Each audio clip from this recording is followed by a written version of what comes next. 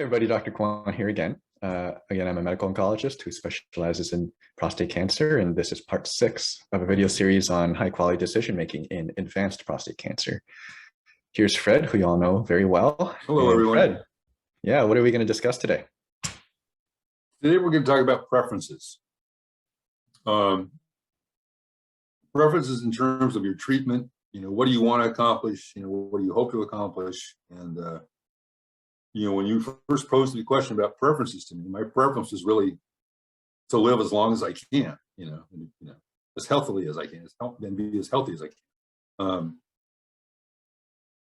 That's really my preference. I don't, you could ask me some more questions, maybe I could give you some more information, but I don't really, I guess I don't understand the thing about preferences.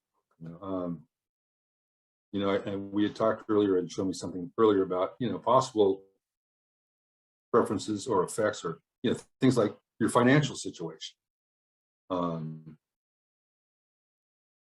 That stuff I didn't really, luckily I'm happily, I'm insured and everything's fine, but that could certainly be a problem for a lot of people.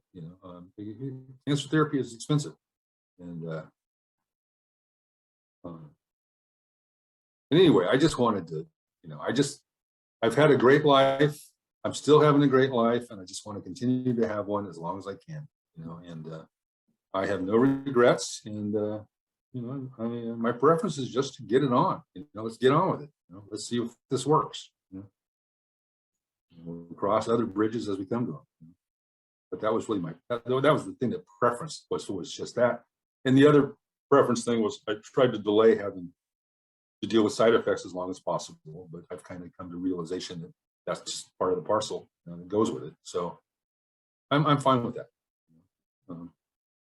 That's really my preference, just to keep going. Yeah, definitely. And preferences is kind of like a vague term, right? And you said I would prefer to live as long as possible. And that seems obvious. Yes, everybody would prefer to live as long as possible. And some other words I use instead of preferences or to expand on it include values and priorities and goals, just to round out that, because a lot of these personal preferences, values, etc., should shape the decision you make. So some common ones include living longer, having a good quality of life. Some goals include making to a certain loved one's graduation or a reunion or something, and making it to that time period. Avoiding certain side effects, wanting to travel or not travel to get treatments more or less frequently.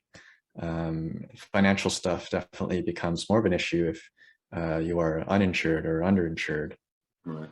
And different treatments have different costs. And so there are all these factors that come into play that a lot of people, kind of ignore, or they don't come into the forefront of the actual conversation you're having with your doctor. And I think they really should. So I want to make it explicit that your preferences, goals, values, priorities are extremely important. And for any cancer-related decision, it should be brought to your doctor's attention. Well, right. And, I spoke with my doctor about prognosis. He called it more of, I said, what about my prognosis? He said, it's more of just an ongoing situation. You can manage it. So. Yeah. And it sounds like, that's a conversation that it's extremely important to know the prognosis, as, we talked about pretty early in one of our early videos. And in terms of preferences as well, one other thing I wanted to mention was, I think you did a great job of making your preferences known a couple of years ago when your doctor initially recommended starting hormone treatment right away. Is you said you would prefer to wait because you were concerned about these side effects, and that this is an example where preferences are important and that you can change the way you get your cancer cared for by your doctor. So I'm really glad you did that. Yeah. No, I would encourage everybody to have very as detailed conversations as you can with my doctor.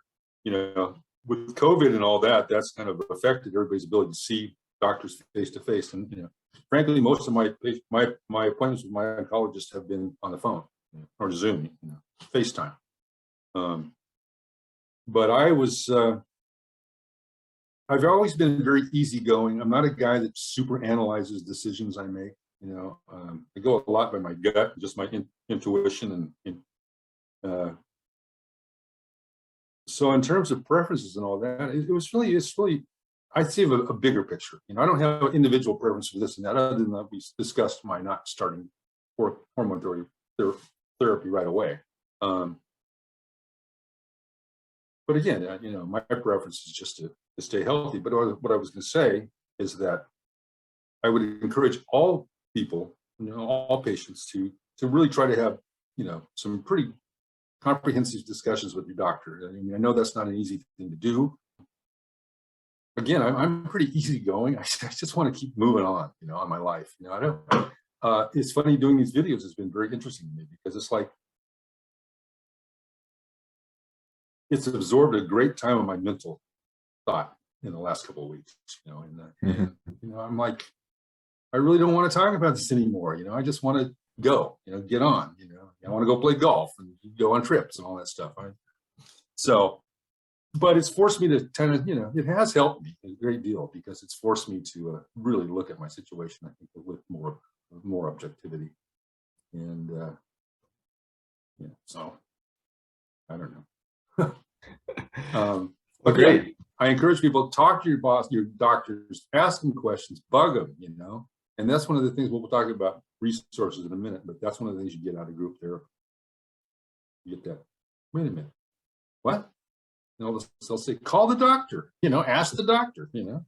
And I've always been, in terms of the medical world, I've always been kind of very passive, you know.